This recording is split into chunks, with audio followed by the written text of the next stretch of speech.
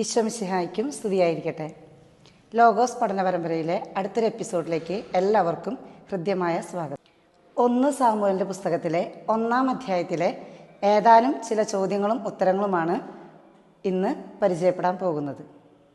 ചോദ്യം 1. എൽക്കാന ഏത് വംശജനായിരുന്നു? എഫ്രായിം മലനാട്ടിലെ റാമാത്തയിമിലെ സൂഫ് വംശജൻ. ചോദ്യം 2. എൽക്കാനയുടെ പിതാവ് ആര്? യറോഹാം. ചോദ്യം 3. എൽക്കാനയ്ക്ക് എത്ര ഭാര്യമാരുണ്ടായിരുന്നു? അവർ ആരൊക്കെ?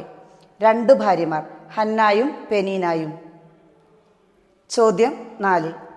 എൽക്കാന സൈന്യങ്ങളുടെ കർത്താവിനെ ആരാധിക്കാനും അവിടത്തേക്ക് ബലിയർപ്പിക്കാനുമായി എവിടേക്കാണ് പോയിരുന്നത്? വർഷം തോറും തൻ്റെ പട്ടണത്തിൽ നിന്ന് ഷീലോയിലേക്ക്. ചോദ്യം 5. എൽക്കാന വർഷം തോറും തൻ്റെ പട്ടണത്തിൽ നിന്ന് ഷീലോയിലേക്ക് പോയിരുന്നത് എന്തിനു വേണ്ടിയായിരുന്നു? സൈന്യങ്ങളുടെ കർത്താവിനെ ആരാധിക്കാനും അവിടത്തേക്ക് ബലിയർപ്പിക്കാനും. ചോദ്യം 6. എൽക്കാന എവിടത്തുകാരനാണ്? എഫ്രായിം മലനാട്ടിൽ നിന്നുള്ളവൻ. ചോദ്യം 7. അവിടെ കർത്താവിൻ്റെ പുരോഹിതന്മാർ ആരെല്ലാം? ഹോഫ്നി, ഫിനെഹാസ്. ചോദ്യം 8. ഷീലോയിലെ കർത്താവിൻ്റെ പുരോഹിതന്മാർ ആരുടെ പുത്രന്മാരാണ്? ഏലിയുടെ. ചോദ്യം 9. ഏലിയുടെ പുത്രന്മാർ ആരെല്ലാം? അവർ ആരായിരുന്നു? ഹോഫ്നി, ഫിനെഹാസ്. അവർ കർത്താവിൻ്റെ പുരോഹിതന്മാരാണ്. ചോദ്യം 10. എൽക്കാനയുടെ ഭാര്യമാരിൽ ആരായിരുന്നു വന്ധ്യ? ഹന്ന. ചോദ്യം 11. ഹന്നായെ വേദനിപ്പിച്ചിരുന്നത് ആര്? സപത്നിയായ പെനീന. ചോദ്യം 12. സപത്നിയായ പെനീന ഹന്നായെ വേദനിപ്പിച്ചത് എന്തുകൊണ്ട്? ഹന്നായ്ക്ക് മക്കളില്ലാതിരുന്നതിനാൽ. ചോദ്യം 13. ഹന്നായെ പ്രകോപിപ്പിച്ചിരുന്നത് ആര്? പെനീന. ചോദ്യം 14. പെനീന ഹന്നായെ പ്രകോപിപ്പിച്ചിരുന്നപ്പോൾ ഹന്ന എന്തു ചെയ്തു? ഹന്ന കരയുകയും ഭക്ഷണം കഴിക്കാതിരിക്കുകയും ചെയ്തു. ചോദ്യം 15. ഞാൻ നിനക്ക് 10 പുത്രന്മാരിലും ഉപരിയല്ലേ? ആര് ആരോട് ചോദിച്ചു? എൽക്കാന തൻ്റെ ഭാര്യയായ ഹന്നയോട്. ചോദ്യം 16. അവർ ഭക്ഷിക്കുകയും പാനം ചെയ്യുകയും ചെയ്തത് എവിടെ? ഷീലോയിൽ വെച്ച്. ചോദ്യം 17. അവർ ഭക്ഷിക്കുകയും പാനം ചെയ്യുകയും ചെയ്ത ശേഷം ഹന്ന എന്താണ് ചെയ്തത്? ഹന്ന എഴുന്നേറ്റ് കർത്താവിൻ്റെ സന്നിധിയിൽ ചെന്നു.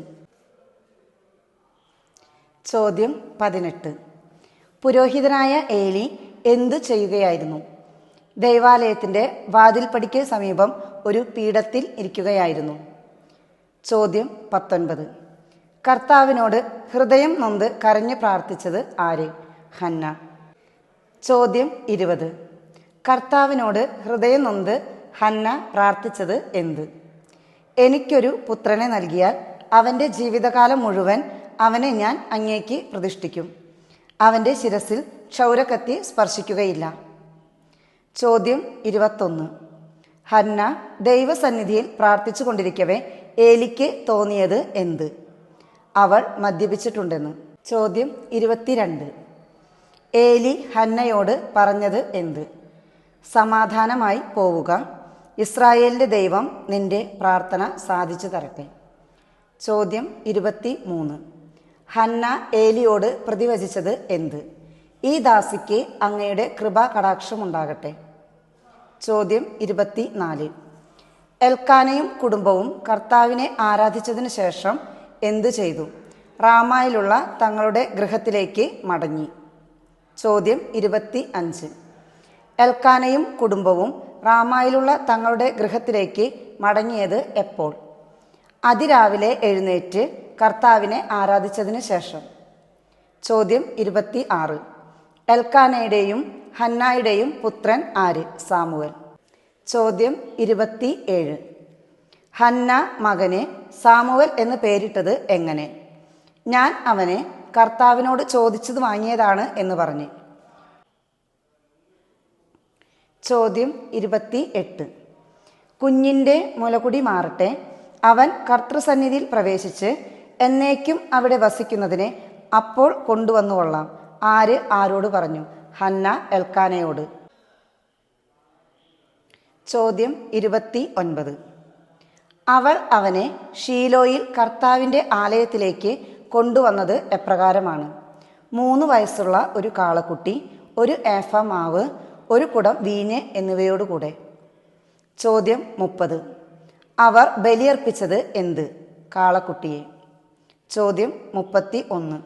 ശിശുവിനെ ആരുടെ അടുക്കലേക്കാണ് കൊണ്ടുവന്നത്? ഏലിയുടെ അടുത്തേക്ക്. 1 സാമുവേൽ പുസ്തകത്തിലെ 1-ാം അധ്യായത്തിലെ 31 ചോദ്യങ്ങളും ഉത്തരങ്ങളുമാണ് ഇന്ന് നമ്മൾ പരിചയപ്പെട്ടത്. അടുത്തൊരു എപ്പിസോഡുമായി വീണ്ടും കാണാം. നന്ദി, നമസ്കാരം.